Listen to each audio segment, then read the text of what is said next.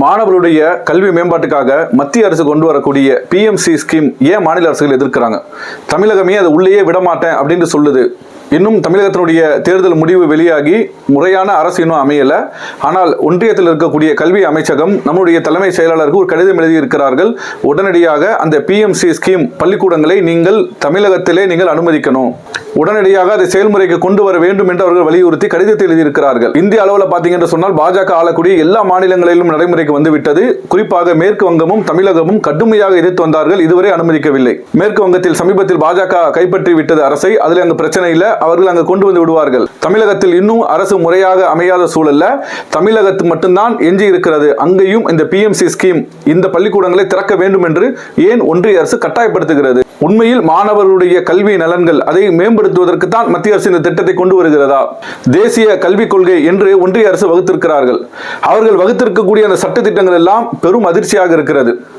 மாணவர்களுக்கு 10ஆம் வகுப்பு பொதுத் தேர்வு இருக்கிறது, 12ஆம் வகுப்பு பொதுத் தேர்வு இருக்கிறது, 11ஆம் வகுப்பு பொதுத் தேர்வையே ரத்து செய்திருக்கிறார்கள். ஏனால் மாணவர்கள் ரொம்ப மன அழுத்தத்துக்கு உள்ளாராங்க.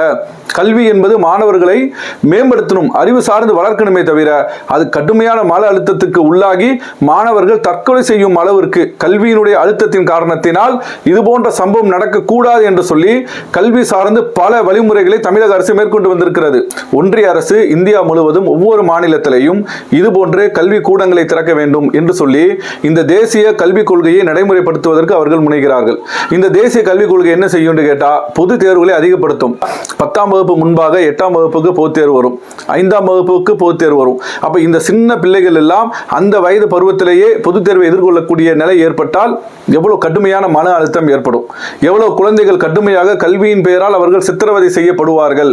பல குழந்தைகள் இடைநிறுத்தம் செய்வதற்குண்டான சாத்தியக்கூறுகள் அதிகம் இருக்கிறது. இந்த தமிழகத்தை பொறுத்த வரைக்கும் சமூக நீதிக்கான ஒரு மாநிலம். எல்லா சாதியினர் எல்லா சமூகத்தவர்களும் கல்வியில மேம்பட வேண்டும் என்று நாம் திட்டம் வகுக்கின்ற பொழுது குலக்கல்வி முறைக்கு, அதாவது நன்கு மேன்மையாக உள்ள சமுதாயம், நன்கு படித்தவர்கள் மேல வளரணும், சாமானியவர்கள் கீழ்நிலையில் உள்ளவர்கள் கடைநிலை சமுதாயங்கள் எல்லாம் கல்வியில் முன்னேறக்கூடாது என்பதற்கு மேல் சாதி வர்க்கங்களால் திட்டமிட்டு கொண்டு வரப்பட்ட இந்த தேசிய கொள்கையை கடுமையாக எதிர்த்து வந்த மாநிலம் தமிழகம். இரண்டாவது பார்த்தீங்கன்னு சொன்னா மும்மொழி கொள்கை, அதாவது ஹிந்தியை கட்டாய பாடமாக அவர்கள் கொண்டு வருவதற்கு திட்டமிட்டு தான் இந்த தேசிய கல்விக் கொள்கையை அவர்கள் கொண்டு வருகிறார்கள். தமிழகத்தை பொறுத்த வரைக்கும் எல்லா காலத்திலையும் இருமொழி கொள்கை தான். நம்முடைய பாடத்திட்டங்களை பார்த்தீங்கன்னா தமிழ் கட்டாயம் படிக்கணும், ஆங்கிலம் கட்டாயமா படிக்கணும். ஆனால் இன்றைக்கு இவர்கள் கொண்டு வரக்கூடிய புதிய கல்விக் கொள்கையில மூன்றாவதாக இந்தியையும் கட்டாயமாக இவர்கள் திணிப்பதற்கு தான் இப்படி கொண்டு வருகிறார்கள். மும்மொழி கொள்கைக்கு இன்றைக்கும் தமிழகம் எதிர்ப்பு தான். ஒருபோதும் அதை அனுமதிக்க மாட்டார்கள். அதை கொண்டு வருவதற்கு தான் இன்றைக்கு தலைமை செயலாளருக்கு கடிதத்தை எழுதி கடுமையான அழுத்தத்தை மத்திய அரசு கொடுத்து கொண்டிருக்கிறது. அதே மாதிரி பார்த்தீங்கன்னு சொன்னால் கல்வி என்பதெல்லாம் மாநிலத்தினுடைய அதிகாரத்தில் உள்ள ஒரு விஷயம். சில அதிகாரங்கள் இருக்குது அரசியலமைப்பு சட்டத்தில், மத்திய அரசுக்கு தான் நாடாளுமன்றத்தின் மூலமாக சட்டம் இயற்றக்கூடிய அதிகாரம் இருக்கிறது. கல்வியை பொறுத்த வரைக்கும் மாநில உரிமை சார்ந்த ஒரு விஷயம்.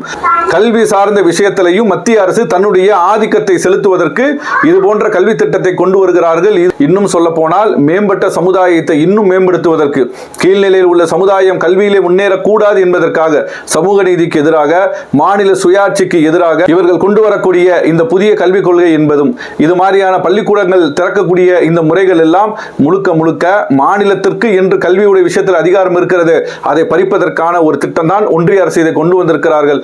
இன்னும் சொல்ற இந்த புதிய கல்விக் கொள்கை நடைமுறைக்கு வந்தால் இப்போ எப்படி மருத்துவ படிப்புக்கு நீட் என்ற ஒரு நுழைவுத் தேர்வை வைத்திருக்கிறார்களோ இது போன்ற எல்லா உயர்கல்விகளுக்கும் நுழைவுத் தேர்வை கட்டாயப்படுத்துவார்கள். உயர்கல்வி கற்கக்கூடிய சாத்தியங்கள் எல்லாம் மேல்நிலை உள்ள சமுதாயங்களுக்கு தான் இருக்கணும், கீழ்நிலை உள்ளவர்களுக்கு, பிற்படுத்தப்பட்ட தாழ்த்தப்பட்ட சமுதாயங்கள் எல்லாம் உயர்கல்வி கற்கக்கூடாது என்பதற்காக எல்லா உயர்கல்விகளுக்குமே முட்டுக்கட்டையாக இவர்கள் நுழைவுத் தேர்வை கொண்டு வருவார்கள். இந்த விஷயத்தை பொறுத்த வரைக்கும் அரசியலுக்கு அப்பாற்பட்டு கடந்த ஆட்சியில் திமுக எப்படி அதை உறுதியாக எதிர்த்ததோ அதுபோன்று யார் ஆட்சி அமைக்க போகிறார்கள், யார் இந்த தமிழகத்தை ஆள போகிறார்கள் என்பது நமக்கு தெரியவில்லை.